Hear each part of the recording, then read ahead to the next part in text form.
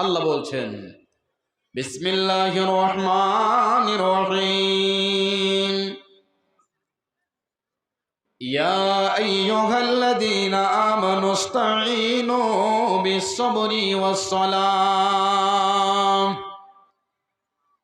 আল্লাহ বলছেন মুমিনের দল যারা ঈমান এনেছো, আল্লাহ মুমিনদেরকে আখ্যায়িত করে আল্লাহ বলছেন আমানুস্তাঈনু, তোমরা মুমিন আল্লাহর কাছে সাহায্য চাইবে। ইস্তাঈনু বিস-সাবরি ওয়াস-সালাম। আল্লাহ রব্বুল আলামিন বলছেন মুমিনরে, হে আমার মুমিনা বান্দারা, তোমরা নামাজের মধ্য দিয়ে এবং ধৈর্যের মাধ্যমে আল্লাহর কাছে তোমরা সবর করবে, ধৈর্য ধরবে এবং আল্লাহর কাছে নামাজের মাধ্যম দিয়ে তোমরা আল্লাহর কাছে সাহায্যের কামনা করবে। দুটি মাধ্যম। বলবেন মাওলানা আজ থেকে নিয়ে আমার 10 বছর বয়স হয়ে গেল, বিয়ে হওয়ার একটাও সন্তান হয় নাই, আমি কোথায় যাব?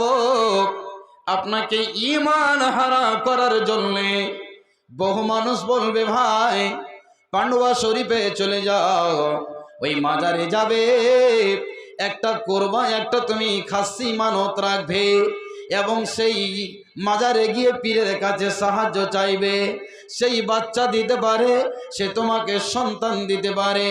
বন্ধু আমার, ওই জায়গাতে গিয়ে আমার আপনার কোনো দিন লাভ হবে না, আমার আপনার ঈমান নামে বস্তুটা নষ্ট হয়ে যাবে। ছেলে তো পাবেন নাই, অপর থেকে আমার আপনার গুনার পাহাড় সেজে যাবে। এই জন্য বন্ধুরে, আপনি তার কাছে কোনোদিন ওই জায়গাতে জীবনে যাবেন না।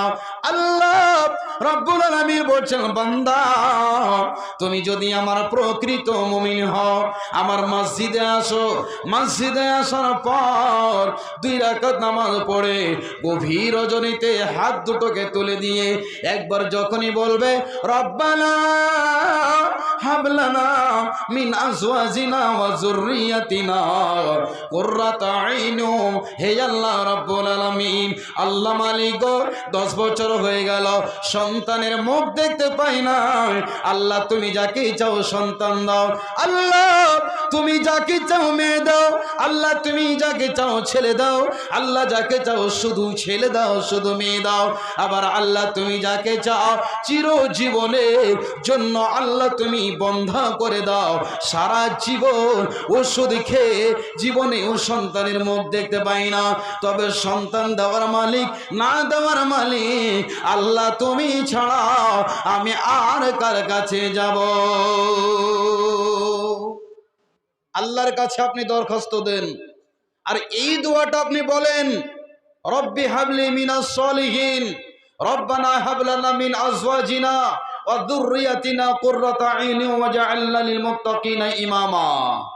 এই বলে আপনি দোয়া করেন। ভাই আমার, বন্ধু আমার, মা আমার, বোন আমার, আপনার ঈমানকে নষ্ট করে দেওয়ার জন্য বহু রকমের আপনার কাছে মেসেজ আসবে, অফার আসবে। তাই বলে মা রে, জীবনে কোনোদিন এইরকম ঈমানকে বিক্রি করতে যাবেন না। আল্লাহর ওয়াপিস হলো মসজিদ, নামাজ পড়ে 2 রাকাত আল্লাহর কাছে হাত তুলে যখনই বলবেন, আল্লাহ বলবেন বান্দারে আমি তো রহমান, আমি তো ক্ষমাশীল, আমি তো অতি দয়ালু, আমি আল্লাহ, তুমি আমার কাছে চাইবে আর আমি আল্লাহ তোমাকে না দিয়ে থাকতে পারবো না। একবার বলুন আলহামদুলিল্লাহ। একটা হয়ে গেল। নাম্বার 2, ধৈর্য কাকে বলে? মা আমার, বোন আমার, পৃথিবীতে কত মা এমন রয়েছে যখনই কোনো অসুস্থ হয়ে যায় তখনই দেখবেন মারা বেশি করে আল্লাহর কাছে ছোট ছোট অল্প জিনিসে তারা মৃত্যুর কামনা করে। আল্লাহ সবারই মৃত্যু হয়, আমার কেন মৃত্যু হয় না? বলে কি বলে না বাপজানের আমার? আল্লাহর নবী বিশ্বনবী দয়ার কান্ডারি জনাবে মুহাম্মদুর রাসূলুল্লাহ সাল্লাল্লাহু আলাইহি ওয়াসাল্লাম বলছেন, উম্মতেরা তোমার কাছে যতই বড় মুসিবত আসুক না কেন, যতই বড় তোমার কাছে বেমার হও না কেন, যতই বড় তুমি অসুস্থ হও না কেন রে আমার উম্মত, আল্লাহ রাব্বুল আলামিন বলছেন যখনই কোনো আমার মুমিন বান্দার পায়ে একটা যদি কাঁটা লেগে যায়, আর ওই কাঁটাটা লেগে যাওয়ার কারণে আমার মুমিন বান্দাকে যে কষ্টটা হয়, আমি আল্লাহ রব্বুল আলামিন আমার মুমিন বান্দার গুনাহগুলোকে কম করে দিই এবং আমার মুমিন বান্দার নেকির খাতাতে অনেকগুলো নেকিকে আমি আল্লাহ অ্যাড করে দিই। বলুন আলহামদুলিল্লাহ। কতগুলো মানুষ দেখবেন, মানুষ যখন অসুখে পড়ে, সে যদি একজন যোগ্য আলেমে দিন হন বা হাজী সাহেব হন, পরেজগার নামাজি মানুষ হন, যদি অসুখ পড়ে মানুষ খারাপ খারাপ কমেন্ট করে না ভাই বাপজানেরা? বলে না, এই লোকটা যে কি দুনিয়াতে পাপ করেছিল মানুষকে, এই লোকটাকে আল্লাহ মানুষের সামনে এটা প্রকাশ করে দিয়েছে, বলে কি বলে না? আল্লাহ দেখাইছে মানুষের সামনে। ভাই আমার, বন্ধু আমার, আল্লাহর নবী বিশ্ব নবী বলছেন, উম্মতের দল তুমি রাস্তায় চলছো, চলতে চলতে একটা যদি গিট্টিতে বা পাথরে বা ইটে বা কোনো জায়গায় তোমাকে আঘাত লেগে যায়, উঝট লেগে যায়, তোমাকে যে কষ্ট হলো এর বিনিময়ে আল্লাহ তোমাকে নেকি দান করবে। বন্ধু আমার, মা বোন আমার, যখনই কোনো মুসিবত আসবে তখনই আমাকে আপনাকে একটা দোয়া পড়তে হয়। আল্লাহর কোরআন বলছেন, আল্লাহ বলছেন, ইদা আসাবাতুহুম মুসিবা ক্বালু ইন্না লিল্লাহি ওয়া ইন্না ইলাইহি রাজিউন। এই দোয়াটা আমরা কখন পড়ি বাপজান বলেন তো? যখন কোনো মানুষ মারা যায় তখন আমরা এই দোয়াটা পড়ি, তাই তো? কিন্তু আল্লাহ বলছেন, ইদা আসাবাতুহুম মুসিবা, যখনই তুমি মুসিবতগ্রস্ত হবে, শুধু মানুষ মরলেই এটা মুসিবত নয়, তোমার মা মরেছে এটাই মুসিবত নয়, তোমার বাবা মরেছে মুসিবত নয়, তোমার আব্বা মালদা যাচ্ছিল রাস্তাতে অ্যাক্সিডেন্ট হয়ে পাটা ভেঙে গেল, এটা একটা মুসিবত কিনা বাপজি বলেন তো?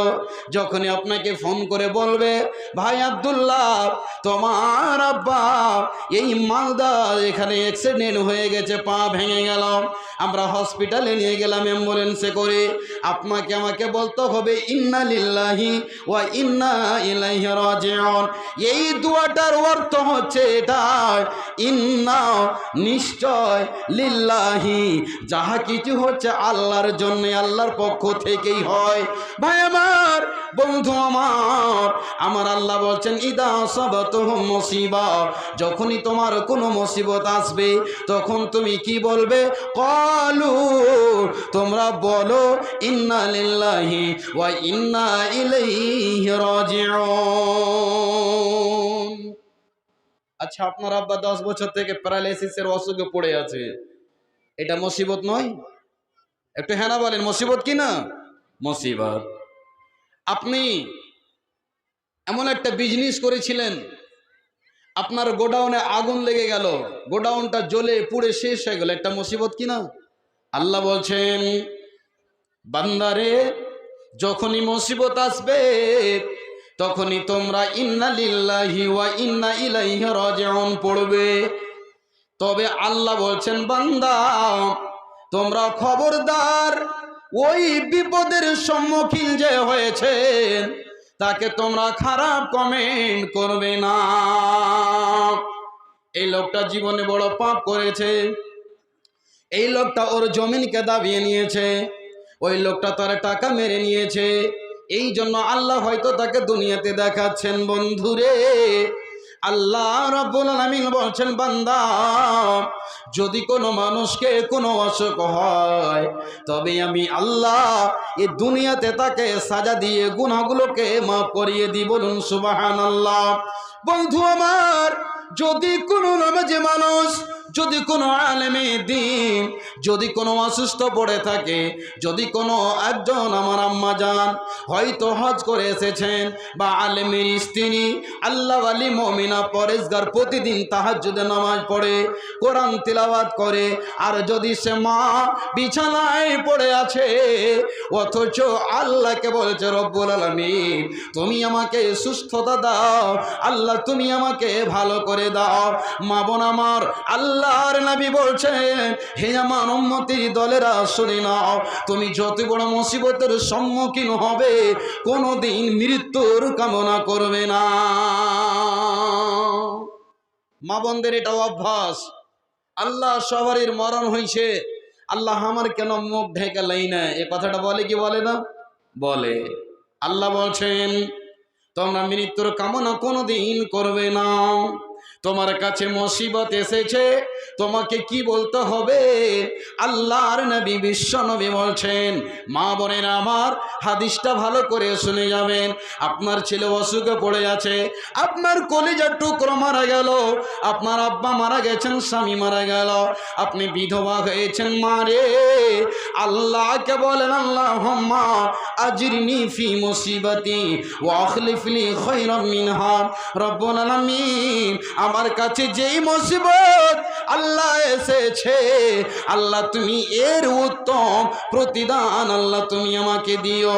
মা আমার, বোন আমার, অল্প জিনিসের জন্য অতিষ্ঠ হতে হবে না, অধৈর্য হতে হবে না। ধৈর্যের বড় দাম আছে। মানুষ একটা কথা বলে, হ্যাঁ ওই লোকটাকে কি তুই পারবি না?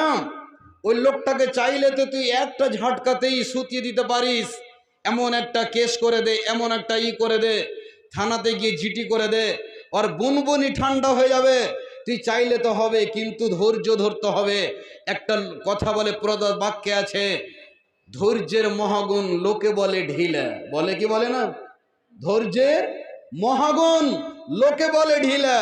আপনি করছেন না বলে বলছে লোকটা কত ঢিলা, হ্যাঁ, কিন্তু আপনি ধৈর্য ধরবেন, আল্লাহ আপনাকে ফল অবশ্যই দিবেন, এর প্রতিদান আপনি হাসরের মাঠে পাবেন।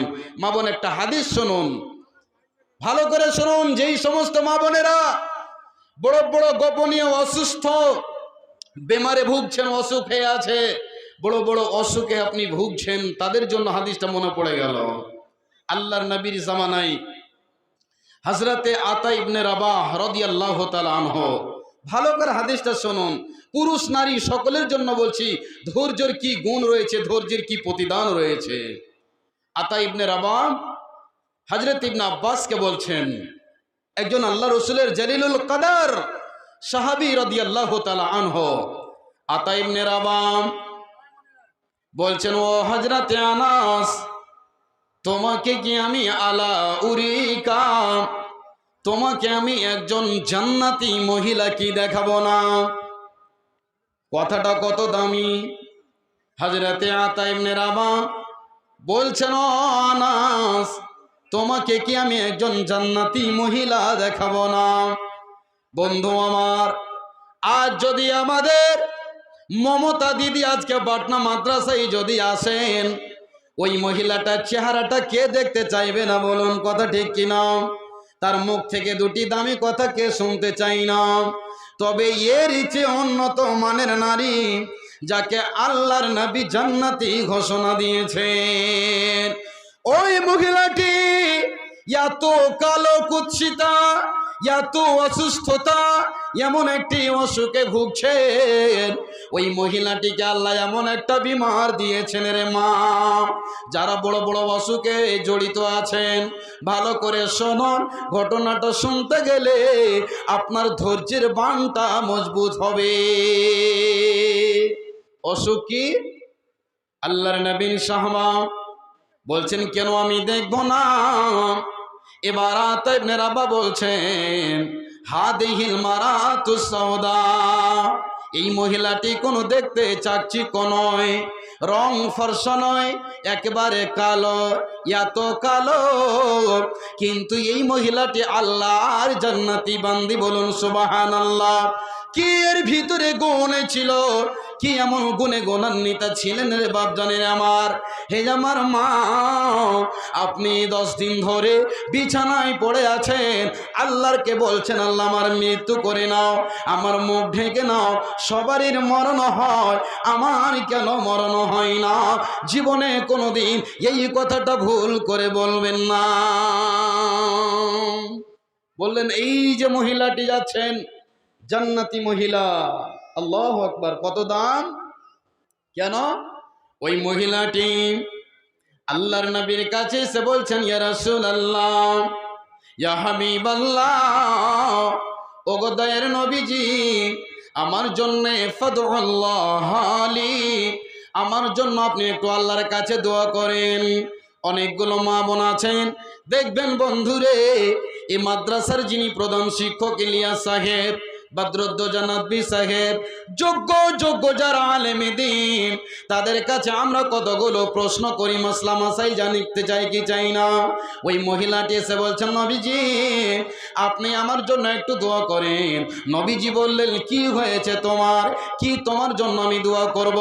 বলছেন ইয়া রাসূলুল্লাহ, ওগো দয়ার নবীজি রহমাতুল লিল আলামিন, আল্লাহ আমাকে এমন একটি অসুখ দিয়েছে যে অসুখটার নাম হলো মির্গির অসুখ। যখনই আমার শরীরে অসুখটা শুরু হয়ে যায়, যখনই অসুখটা আমার ছেড়ে যায়, আল্লাহর নবী গো, আমি মাটিতে পড়ে গিয়ে গড়াগড়ি করি, যার কারণে আমার শরীরের সম্পূর্ণ কাপড়গুলো উলঙ্গ হয়ে যায়, আমার শরীরে কোনো বস্ত্র থাকে না, একেবারে ন্যাংটা হয়ে যায়। দয়ার নবী গো, আপনি আল্লাহর কাছে দোয়া করেন। আল্লাহর নবী বললেন হে আল্লাহর বান্দি শোনো, ওয়া ইন সাবারতি ওয়ালাকিল জান্নাহ। নবীজি বললেন ওরে আল্লাহর বান্দি শোনো, তুমি যদি ধৈর্য ধরতে পারো, তুমি যদি সবর করতে পারো, আল্লাহ তোমাকে এর বিনিময়ে জান্নাত আল্লাহ রাব্বুল আলামিন তোমাকে দান করবে। বলুন সুবহানাল্লাহ। ধৈর্য যদি ধরতে পারো, আল্লাহ তোমাকে এর প্রতিদান দেবেন কি? তো জান্নাত। মুমিন যারা হবে আল্লাহ তাদেরকে বড় বড় অসুখ দিয়ে পরীক্ষা করবেন, এটা হচ্ছে আল্লাহর সিফাত। এবং মুমিনের পরিচয়, যারা অসুস্থ হবে, বড় বড় মুসিবতের সম্মুখীন হলেও তারা কোনোদিন অধৈর্য হবে না, আল্লাহর কাছে সাহায্য চাইবে, আল্লাহর কাছে ডাইরেক্ট নালিশ জানাবে, আল্লাহ তুমি আমাকে শেফায়ে কুল্লিয়া দান করো। আল্লাহ নেই বললেন ধৈর্য ধরো, বাড়ি যাও। এবার বলছেন ইয়া রাসূলুল্লাহ, দয়ার নবী গো, এর চাইতে পৃথিবীতে আর কি বড় খুশির সংবাদ হতে পারে? এর চাইতে বড় শুভ সংবাদ আর কি হতে পারে? আমি একজন কালো মহিলা, আমি একজন গরিব ঘরের মেয়ে, আর আল্লাহ যদি আমাকে জান্নাতের প্রতিদান দেন, তবে আমি আর এই অসুখ থেকে ভালো হতে চাই না। কিন্তু দয়ার নবী গো, আর একটা আপনার কাছে আমি দরখাস্ত জানাই, আল্লাহর কাছে আপনি আমার জন্য দোয়া করেন। সেই দরখাস্তটা হলো কি, ওয়া ইন্নী আতাকাশাফু ইয়া রাসূলুল্লাহ, দয়ার নবী গো, যখনই অসুখটা আমার শুরু হয়ে যায়, তখনই আমি মাটিতে গড়াগড়ি করি। বন্ধু আমার, আল্লাহর নবীজি আমার জন্য দোয়া করেন, যাতে এর পরে আমার শরীর থেকে কাপড়গুলো আর খসে না যায়, আমি যেন উলঙ্গ না হয়ে যায়। আল্লাহর নবী, বিশ্ব নবী বললেন ঠিক আছে রে আল্লাহর বান্দি, যাও যাও, আমি আল্লাহর কাছে তোমার জন্য দোয়া করলাম, তোমার আর আগামী দিনে কোনো দিন শরীর থেকে কাপড়গুলো খসবে না। তবে কিন্তু ধৈর্য ধরো, আল্লাহ এর প্রতিদান, আল্লাহ তোমাকে জান্নাত দান করবে। একবার বলুন সুবহানাল্লাহ। ভাই আমার, বন্ধু আমার, মা আমার, আজকে আপনার মা, আপনার বেটি, আপনার কোনো আত্মীয় স্বজন বিছানায় 10 বছর ধরে প্যারালাইসিসের অসুখে পড়ে আছে, পাটা আপনার ভেঙে আছে, আপনি ন্যাংড়া হয়ে পড়ে আছেন, বারবার আল্লাহকে বলছেন আল্লাহ তুমি আমাকে মৃত্যু দাও, আল্লাহ তুমি আমাকে মওত দিয়ে দাও। আল্লাহ বলছেন এটা মুমিনের গুণ নয়। যতই বড় মুসিবতের সম্মুখীন হবে, মুমিন কোনোদিন মওত চাইবে না, চাইবে না, চাইবে না, চাইবে না। ঈমানের পথে অবিচল থেকে আমার মরণ যেন হয়। ঈমানের পথে অবিচল থেকে আমার মরণ যেন হয়। তোমারই কাছে মিনতি আমার, হে প্রভু দয়াময়। ঈমানের পথে অবিচল থেকে আমার মরণ যেন হয়। বলুন আল্লাহুম্মা আমিন। ভাই, আমি আপনি তো গুনাহগার মানুষ, আমাকে তো অসুখ হতেই পারে, বিপদের সম্মুখীন হতেই পারি। পৃথিবীতে এমন একজন মানুষ, মানবকুলের শ্রেষ্ঠ মানব, রহমাতুল আলামিন, দয়ার কান্ডারি জনাবে মুহাম্মদ রাসূলুল্লাহ সাল্লাল্লাহু আলাইহি ওয়াসাল্লাম পৃথিবীতে কোনো অন্যায় করেছিলেন? কোনো ভুল করেছিলেন? কোনো মানুষকে কষ্ট দিয়েছিলেন? জীবনেও আপনি প্রমাণ করতে পারবেন না। পৃথিবীর কোন মানুষ ইতিহাস তুলে বলতে পারবে না যে বিশ্ব নবী, রহমতের নবী, দয়ার কান্ডারি জীবনে একটা কোনো মানুষকে কষ্ট দিয়েছিল। কিন্তু বিশ্ব নবী যখন মৃত্যু মুখে শায়িত, মৃত্যুর কবলে যখন নবীজি ঢলে যাচ্ছেন, নবীজির শরীরে কত জ্বর, কত জ্বর, শরীরে কত টেম্পারেচার, কত জ্বর। আজ পৃথিবীতে মানুষ এই জ্বর নামে অসুখে আক্রান্ত, বেশিরভাগ প্রায় মানুষকে এখন বর্তমানে টাইফয়েড জ্বর হয়ে যাচ্ছে। আর এই অসুখে কতগুলো মানুষও মারা গেল। তো ভাই, আমি যেই কথাটা বলছিলাম, আল্লাহর নবী পৃথিবীতে কোনোদিন অপরাধ করেননি, অথচ নবীর শরীরে কত জ্বর। আল্লাহর নবী বিশ্ব নবী বলেন, বিশ্ব নবীর শরীরে কত জ্বর ছিল। নবীজি বললেন, সাহাবারা, একটা মানুষের শরীরে যদি 105 ডিগ্রি যদি জ্বর হয়ে যায়, আপনারা শিক্ষিত মানুষ, অনেকগুলো এখানে ডক্টর আছেন, যখনই থার্মোমিটার বগলে লাগা হবে, যখনই জিহবার তলে লাগা হবে, 105 যদি ডিগ্রি জ্বর হয়ে যায়, তাপমাত্রা হয়ে যায়, ডক্টর তাকে আর ওষুধ দেবে না, সঙ্গে সঙ্গে এমার্জেন্সিতে পাঠিয়ে দিবে।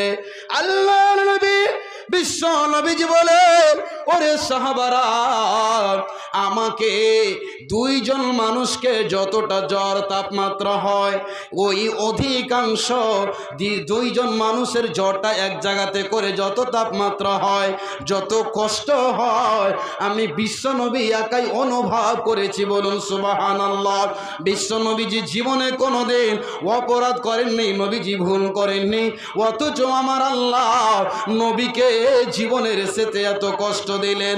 আল্লাহ নবীকে কষ্টটা দিয়ে সারা পৃথিবীর মুমিনকে প্রমাণ করিয়ে দিয়েছেন, মুমিনরে, তোমরা জীবনে কোনোদিন কোনো আলেমের ব্যাপারে আঙ্গুল উঠাবে না, তোমরা জীবনে কোনোদিন একজন তাহাজ্জুদ গোজার মানুষের ব্যাপারে তোমরা দোকানে চকচহড়াতে কোনো জায়গাতে তার ব্যাপারে মুখ খুলবে না।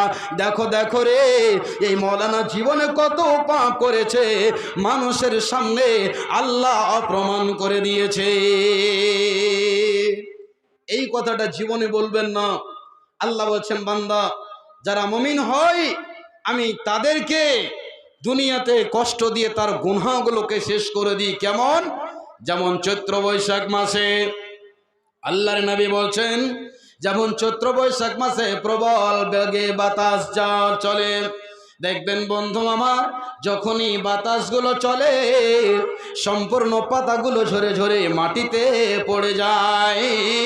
তেমনি আল্লাহ বলছেন, এই আমার মুমিন বান্দা, তুমি যখনই কোনো মুসিবতে পড়ো, আর ওই মুসিবতে পড়ে যখনই তুমি ধৈর্য ধরবে, আমি আল্লাহ তোমার গুনাহগুলোকে কেমন করে ঝরাবো।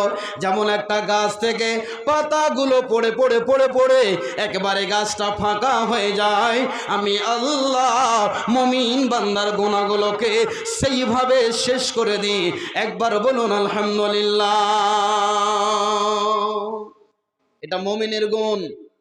তবে মুসিবতের সম্মুখীন হয়েছেন, জীবনে ভুল করে মৃত্যুর কামনা করবেন না, জীবনে নয়। আল্লাহর নবী একটা হাদিস বলছেন, হাদিসে কুদসি, আজকের সভায় যিনি আজকে আপনাদের অত্র প্রতিষ্ঠানের প্রিন্সিপাল সদর সাহেব, সম্মানিত শ্রদ্ধেয় শেখ, আজকে ওনার সামনে আমি বক্তব্য রাখছি। আমি তো ছাত্র, উনি তো আমার শিক্ষক তুল্য মানুষ। যেমন শেখ মুজাম্মিল হক সাহেব আমার শিক্ষক, যেমন নাদবী সাহেব, বদরুদ্দোজা সাহেব, আজকে শ্রদ্ধেয় যিনি প্রিন্সিপাল, ওনাকে আমি সব দিন চিরদিনই আমার একটা অভ্যাস, আমার চাইতে যারাই সিনিয়র তাদেরকে শ্রদ্ধে, তাদেরকে শিক্ষকের সমতুল্যে আমি তাদেরকে চোখে দেখি এবং আদব করে কথা বলি।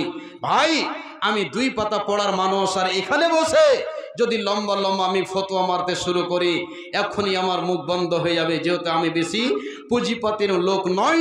তবে যেই কথাগুলো বলবো ইনশাআল্লাহ একেবারে নির্ভেজাল হাদিস ও কোরআন থেকে বলবো। আমি তো নিজেকে মনে করি ছাত্র, স্টুডেন্ট, আমি শিক্ষক মনে করি আজকের জলসার যিনি সাদারাতিতে আছেন।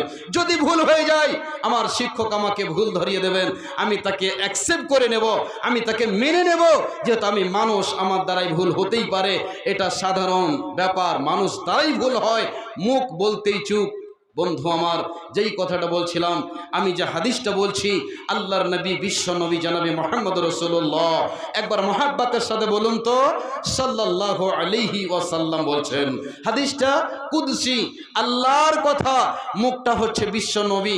আল্লাহ বলছেন, নবীকে দিয়ে আল্লাহ রাব্বুল আলামিন সারা পৃথিবীর মানুষকে মেসেজ করিয়ে দিয়েছেন। আল্লাহ কি বলছেন ভালো করে শোনেন। যাদেরকে পৃথিবীতে আল্লাহ 2টি চোখ দেয়নি, যারা অন্ধ, চক্ষুহীন, নাবিনা, যারাদেরকে আল্লাহ এত বড় নিয়ামত থেকে আল্লাহ রাব্বুল আলামিন মাহরুম করে দিয়েছেন, তাদের ব্যাপারে আল্লাহ রাব্বুল আলামিন বলছেন, ইযাবতালাইতু আবদি বিহাবিবাতাইহি ফাসবারা আওয়াজতুহু মিনহুমাল জান্নাহ ইউরিদু আইনাই।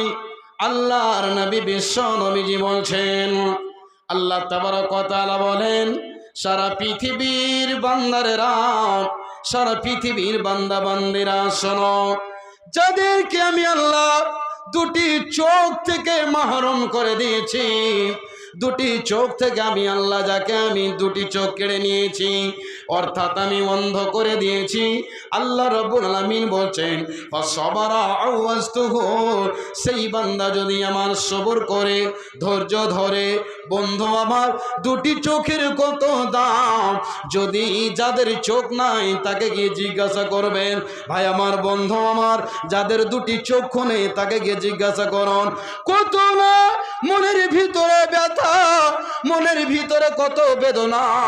যখনই মার্কেট থেকে আসে আব্বা, যখনই ট্রেন থেকে ভিক্ষা করে আসে আব্বা, যখনই ওই আব্দুল্লাহ নামে, আব্দুর রহমান নামে, মিন্টু, রিন্টু, সিন্টু নামে ছেলেটা আব্বা বলে গলাকে জড়িয়ে ধরে, আব্বা কি নিয়ে এসেছ, ব্যাগ চেক করে, তখন বাপের বুকটা চচ্চড় করে ফেটে যায়, তখন চোখ দিয়ে ঝরঝর করে অশ্রু বের হয়ে যায়। বন্ধুরে, এই জন্য তার চোখ দিয়ে পানি ঝরে যায়। হায়রে আল্লাহ, আমাকে তুমি যদি 2টি চোখ দিতে, আমি নয়ন ভরে আমার কলিজার টুকরোটাকে দেখতাম। আজকে আমার কলিজার টুকরো মুখখানা কেমন দেখতে পাই না, চোখে হাত বোলায়, গালে চুমা দেয়, কিন্তু ওই অন্ধ মানুষটা ওই যে নিজের সন্তানের চোখ চেহারাকে দেখতে পাই না।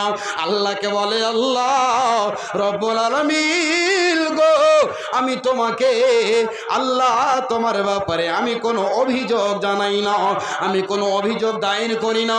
রব্বুল আলামিন, যদি আমার 2টি চোখ থাকতো, আল্লাহ মন ভরে নিজের বিবির মুখখানা দেখতাম, মায়ের মুখ দেখতে পাই না, ছেলের মুখ দেখতে পাই না। যেদিন অন্ধ বাপ নিজের বেটির বিয়ে দিয়ে বিদায় করবে, আমরা, আমাদের প্রথা আছে বন্ধুরে, বিয়ের আগা দিন আমরা কি করি, মেয়ে ও ছেলেগুলোকে থুবড়া আমরা খাওয়াই কি খাওয়াই না? খাওয়াই তো। আচ্ছা, আপনাদের শামসি এলাকাতে, পাটনা এরিয়াতে থুবড়া খাওয়া সিস্টেম আছে ভাই?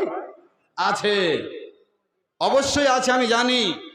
তো সবাই পালা পালা করে খাওয়ায় আর টাকা লাই।